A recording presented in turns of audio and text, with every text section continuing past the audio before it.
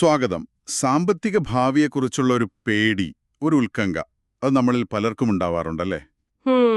തീർച്ചയായും. ഇന്ന് നമ്മൾ അത്തരം ഭയങ്ങളെപ്പറ്റി കുറച്ച് ആഴത്തിൽ സംസാരിക്കാൻ പോവുകയാണ്.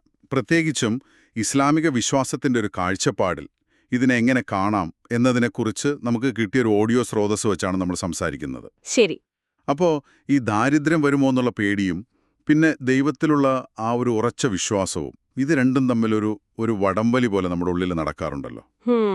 അപ്പോൾ ഈ സ്രോതസ് ഇതിനെങ്ങനെയാണ് കാണുന്നത്, ഈ ഭയത്തിനപ്പുറം ഒരു വലിയ ലക്ഷ്യത്തിലേക്ക് നമ്മളെ എങ്ങനെയാണ് കൊണ്ടുപോകുന്നത് എന്ന് നമുക്കൊന്ന് നോക്കാം. ശരിയാണ്. ഈ സ്രോതസ്സിൽ പറയുന്ന ഒരു പ്രധാന കാര്യം ഖുർആനിലെ ഒരു ആശയമാണ്.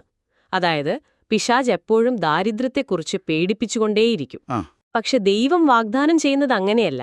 പാപമോചനവും അവന്റെ അനുഗ്രഹവുമാണ്. അപ്പോ ഈ ഭയം വരുമ്പോ അതിന്റെ സോഴ്സ് എവിടെയാണെന്ന് നമ്മൾ തിരിച്ചറിയണം. അതാണ് ആദ്യത്തെ പോയിന്റ്. അത് ശരിയാണ്. ആ ഉറവിടം തിരിച്ചറിയുന്ന ഒരു സ്റ്റെപ്പാണ്.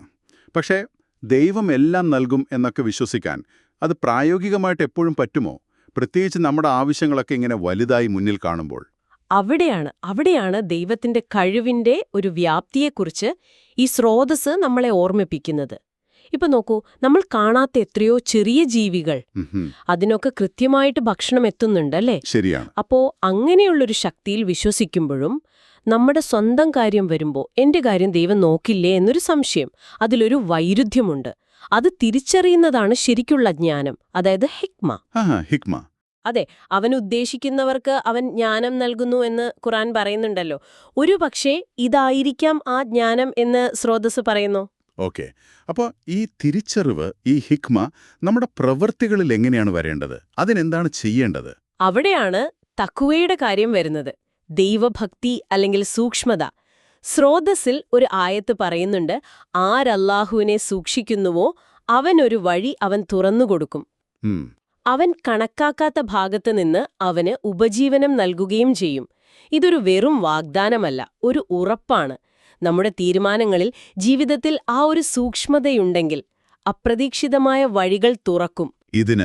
ഇതിന് ഉദാഹരണമായിട്ടാണോ ആ വ്യക്തിയുടെ സ്വന്തം അനുഭവം പറയുന്നത്, ആ ജോലി രാജിവെച്ച കാര്യം? അതെ. അദ്ദേഹം പറയുന്നുണ്ട്, NZF-ലെ ജോലി ഉപേക്ഷിക്കുമ്പോൾ കയ്യിൽ കുറച്ചു മാസത്തേക്കുള്ള പൈസയേ ഉണ്ടായിരുന്നുള്ളൂ എന്ന്. പക്ഷേ അതിനു മുൻപ് ഒരു ഇൻവെസ്റ്റ്മെന്റ് ബാങ്കിങ്ങിലെ ജോലി ചെയ്ത സമയത്ത് ശമ്പളം എന്ന് പറയുന്നത് ഒരു സ്റ്റാറ്റസ് സിംബൽ, അല്ലെങ്കിൽ എന്റെ വില അതായിരുന്നു എന്ന് തോന്നിയിരുന്നു.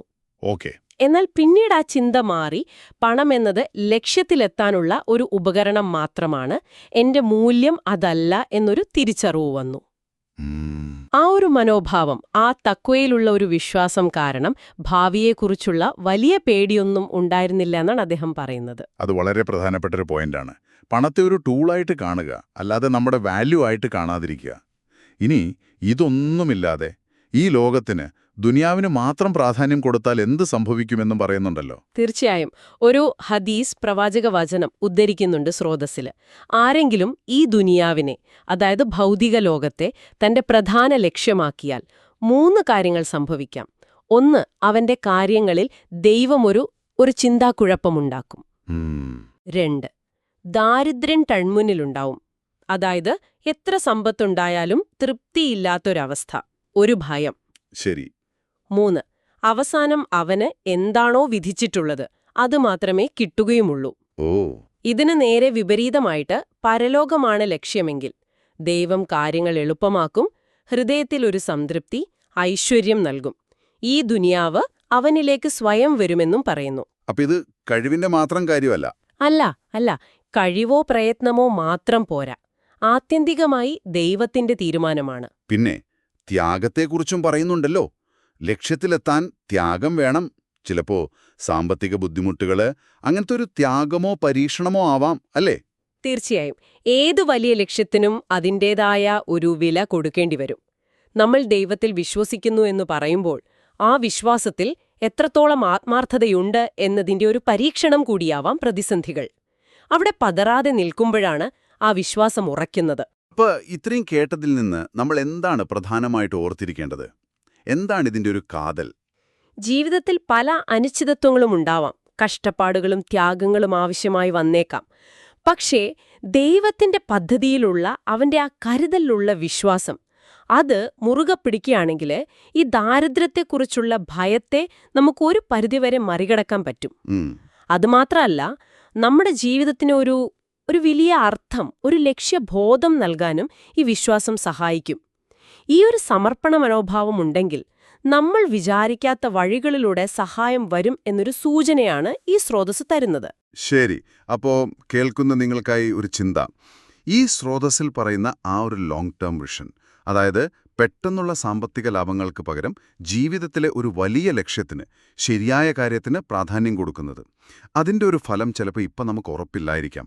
എന്നാലും ആ ഒരു കാഴ്ചപ്പാട് വെച്ച് നോക്കുമ്പോൾ ഇന്നത്തെ നിങ്ങളുടെ തീരുമാനങ്ങളെ അതെങ്ങനെ സ്വാധീനിക്കും, അതൊന്ന് ആലോചിച്ച് നോക്കാവുന്നതാണ്.